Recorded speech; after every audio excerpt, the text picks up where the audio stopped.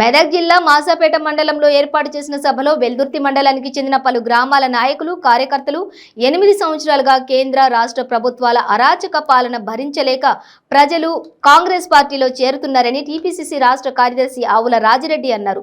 మెదక్ జిల్లా మాసాపేట మండల కేంద్రంలో ఏర్పాటు చేసిన కార్యక్రమంలో వెల్దుర్తి మండలం చేరీల గ్రామానికి చెందినటువంటి సుమారు 60 మంది యువకులు కాంగ్రెస్ పార్టీ తీర్థం పుచ్చుకున్నారు. వారికి టీపీసీసీ రాష్ట్ర కార్యదర్శి ఆవుల రాజిరెడ్డి కండువా కప్పి పార్టీలో ఆహ్వానించారు.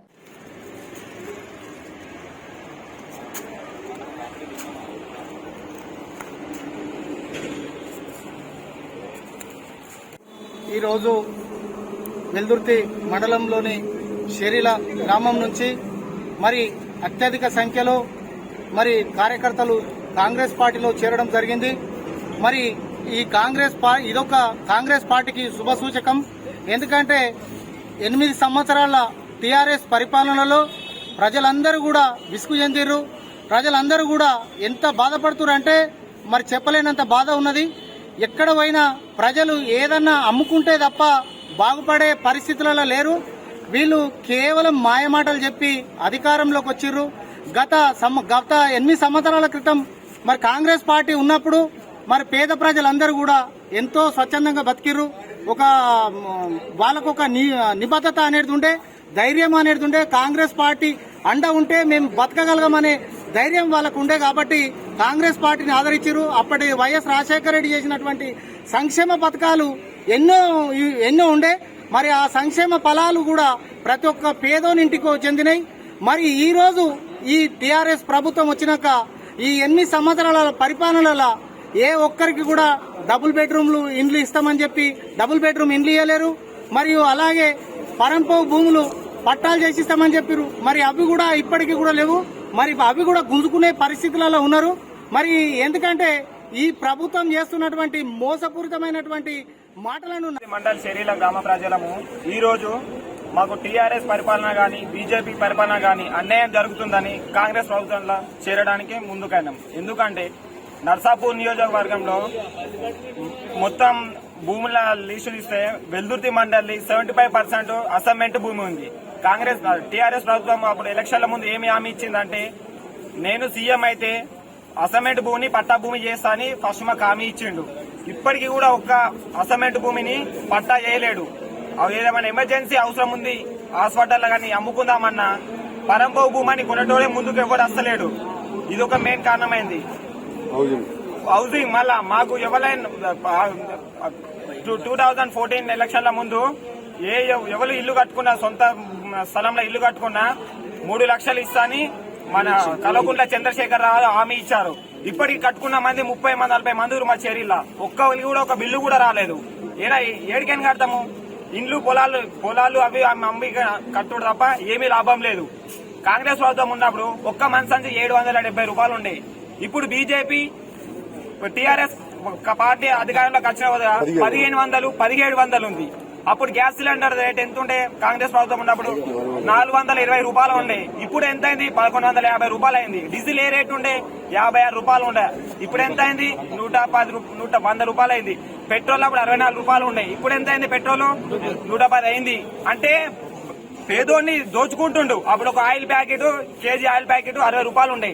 ఇప్పుడు అదే కేజీ ఆయిల్ ప్యాకెట్ తీసుకొస్తే 200. ఏం లాభం? ఇవన్నీ పెరిగినాయి.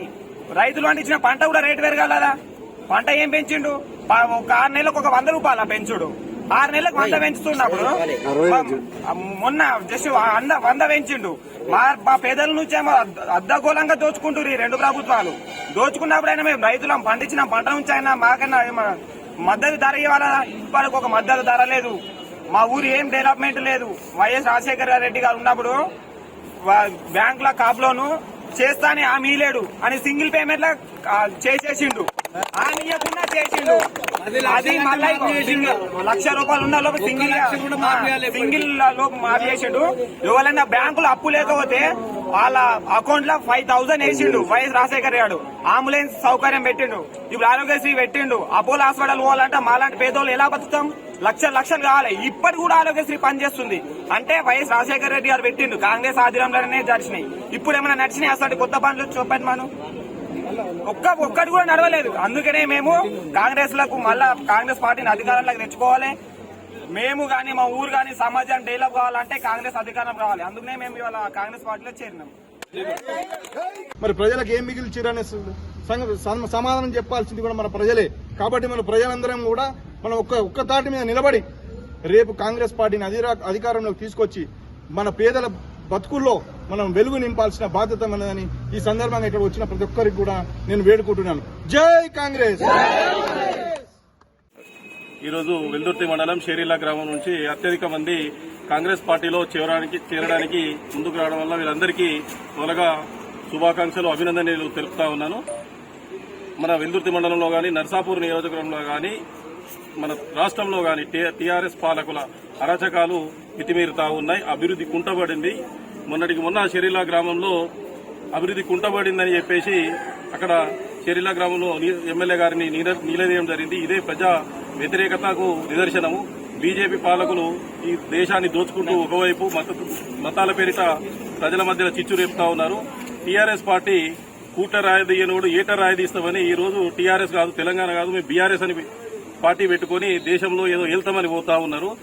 అటువంటి పార్టీలకు కాలం చెల్లింది. రాబోయే కాలంలో కాంగ్రెస్ పార్టీ మనుగడ సాధిస్తుంది. రాబోయే కాలంలో కాంగ్రెస్ పార్టీ అధికారంలో రాబోతుంది అనేదానికి ఇదే సంకేతమని నేను గుర్తు చేస్తా ఉన్నాను. అదేవిధంగా ఇక్కడ చేరిన కార్యకర్తలకు ఒకటే విజ్ఞప్తి చేస్తా ఉన్నాను. ఈరోజు చేరిన వారందరికీ విజ్ఞప్తి ఒకటే.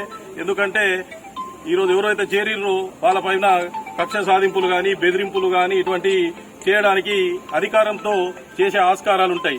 మీరు ఎటువంటి వాటికి ఎటువంటి భయాందోళనకు గురి కావద్దు. ఖచ్చితంగా అటువంటి చేసే ప్రభావాలు చాలా ఉన్నాయి. మీరు అందరూ ఐకమత్యంతో ఉండి ఈ దురహంకార పాలనను, నియంత్రణ పాలనను ఎదుర్కోవాలని కోరుకుంటూ ఈరోజు వెల్దుర్తి మండలం నుంచి షేరిల్లా గ్రామం నుంచి పెద్ద ఎత్తున కార్యకర్తలు తరలివచ్చి మన కాంగ్రెస్ పార్టీలో చేరినందుకు వాళ్లకు ధన్యవాదాలు తెలియజేస్తున్నాము. బీజేపీ అది ఒక మతతత్వ పార్టీ. బీజేపీ వచ్చి నుంచి 8 ఏళ్ల పాలనలో వాళ్ళను ఒక క్వశ్చన్ అడగండి, మీరు ఏం పని చేసిర్రు, పేదలకు ఏం చేసిర్రు? సెంట్రల్ గవర్నమెంట్ ఉంది కదా, ఇప్పుడు మనకేం చేశారు, మనకు రైతులకు ఏం మేలు చేశారు అనేది ఒక్కసారి వాళ్ళని అడిగితే వాళ్ళ నోటి నుంచి చెప్పమాను.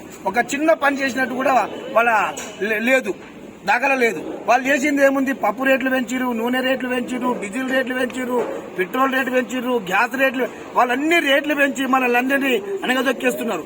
కాకపోతే ఇంకొక పని చేస్తున్నారు వాళ్ళు. ఏంటంటే కాంగ్రెస్ పార్టీలో బలమైన నాయకులు ఎవరైతే ఉంటారో వాళ్ళ మీద ఈడీ కేసులు పెట్టి ఐటీ దాడులు వేసి వాళ్ళందరినీ అనగదొక్కాలి కాంగ్రెస్ వాళ్ళనే ఆలోచన తప్ప బీజేపీకి వేరే ఆలోచన ఏం లేదు. వాళ్ళు దౌర్జన్యం చేసి పరిపాలన రావాలని వాళ్ళు అనుకుంటున్నారు. ఇప్పుడు మన టీఆర్ఎస్ గవర్నమెంట్ కేసీఆర్ రాష్ట్రంలో అయిపోయింది. ఇక బీఆర్ఎస్ పార్టీ పెట్టారు. బీఆర్ఎస్ అంటే Bender spread, royal strong, signature. ఇది వాళ్ళ పార్టీ. మందు తాగుబోతుల పార్టీ. అది ఇంకోటి ఏమి లేదు. వాళ్ళు చేసింది ఏముందంటే మండలం 2 వయసులు ఎక్కువ చేసిర్రు. మళ్ళీ ఊరూరున్న కిరాణా షాపులు నడసలేవు, మందే అమ్మాలే. వాళ్ళు మందులు అమ్మపించుకుంటూ వాళ్ళు బతుకుతున్నారు తప్ప మనది పేదరికాన్ని మొత్తం అనగదొక్కేసారు. పేదోళ్ళకు ఒక్క సెంటు భూమి ఇచ్చినట్టు చూపించి మనం ఎక్కడైనా సరే కాంగ్రెస్ గవర్నమెంట్ లో ప్రతి ఊరూరున 100 ఎకరాలు వంచింది గరీబోళ్లకు, 100 ఇండ్లు ఇచ్చింది గరీబోళ్లకు, వాళ్లకు రుణమాఫీ చేసింది గరీబోళ్లకు. కానీ వీళ్ళు చేసింది ఏదో చూపించమనండి.